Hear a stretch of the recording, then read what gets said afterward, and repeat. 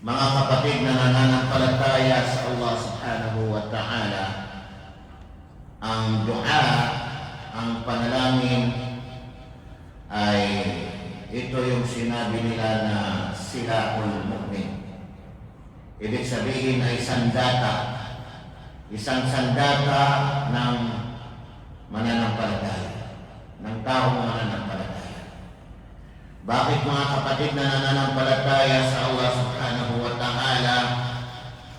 Kasi dumating na sa punto na wala nang makakatulong sa iyo. Dumating na sa punto na nangangailangan ka na, subalit walang darating sa iyo. Kaya itong dua, mga kapatid na nananampalataya sa Allah, napakadali at napakabilis.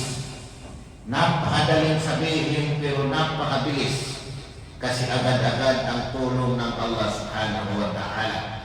At hindi pababayaan ng Allah subhanahu wa ta'ala ang kanyang alipin. Minsan ay hindi lang natin napapansin ang mga tulong, ang mga tugon ng Allah subhanahu wa ta'ala. Si Propeta Muhammad sallallahu alaihi wasallam ay nagsabi na inna du'a wal ibadah.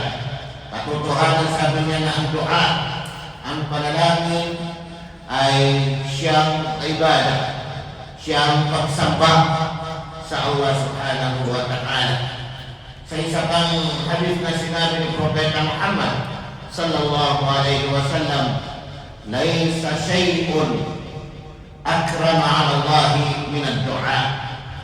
Walang isang bagay na higit na marangal, mahalaga doon sa Allah subhanahu wa ta'ala kaysa sa dua. Kaysa sa dua. Ibig sabihin ay ang dua ay higit na marangal, higit na mahalaga doon sa Allah subhanahu wa ta'ala. Dahil dito, mga kapatid na nananampalataya sa Allah, nararapat sa atin ang laging pagdua, ang laging panalangin. Lalo na ngayong mga araw na ito, panahon ng digmaan, panahon ng pagkatakot ng bawat isa, pagkabalisa ng bawat isa, pag-alala ng bawat isa. Damihan natin ang ating dua. Damihan natin ang ating mga panalangin sa Allah subhanahu wa ta'ala. Alam niyo ba kung ano ang dahilan kung bakit nagtagumpay ang mga sahabat sa Ghazwat Badr? Yung Ghazwat Badr ay isang malaking digmaan, mga kapatid, sa panahon ni Propeta Muhammad sallallahu alaihi wasallam, na ang mga musyrik, ang mga kalaban ay 1,000 na mga magigiting sa pakikipagdigmaan. 1,000. At ang bilang nila ay humigit pa 1,000. Pero sa kasaysayan ay ang 1,000 na ito ay ito yung mga magigiting sa kanila. Pinili na nila ang mga magigiting magagaling sa pakikipagdigmaan. Samantala, si Propeta Muhammad sallallahu alaihi wasallam at kanyang mga kasama, ang mga sahaba, ay umabot lamang sila ng 300. Humigit ng 300 ng konti. Sobra 10. 300 at sobra 10 ang kanilang bilang. Pero biruin natin, mga kapatid na nananampalataya sa Allah, panahon ng pagkabalisa, panahon ng pangangamba. Sino ba naman ang hindi mangangamba na nakita mo yung mga talagang mga fighters na ang gagaling nila at ang dami-dami kanila, na sila naman ay pupunti lamang. Pero ano ang sandata nila? Ang dua. Si Propeta Muhammad sallallahu alaihi wasallam mismo ay nanalangin sa Allah. Itinaas niya ang kanyang mga kamay at nagdua, nagsumamo sa Allah subhanahu wa ta'ala. Ang mga sahaba ay nanalangin at nagdua, nagsumamo sa Allah subhanahu wa ta'ala. Dahil doon, mga kapatid na nananampalataya sa Allah, ay hindi sila pinabayaan ng Allah. Agad-agad, mismo panahon ay mismo sa oras na yun, agad-agad na nagpadala ang Allah subhanahu wa ta'ala ng mga anghel. Kahit gaano pa kagaling ang mga kalaban, ang mga tao, ang mga musyrik, pero mga anghel na ang pinadala ng Allah subhanahu wa ta'ala. Ano ang sinabi ng Allah subhanahu wa ta'ala sa banal na Quran? إِذْ تَسْتَغِيثُونَ رَبَّكُمْ فَاسْتَجَابَ لَكُمْ أَنِّي مُمِدُّكُمْ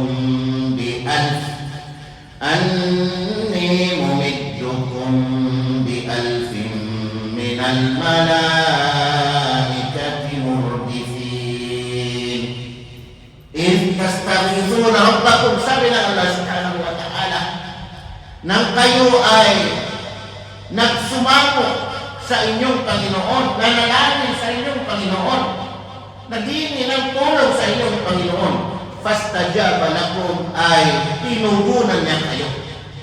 Tinugunan niya kayo agad-agad.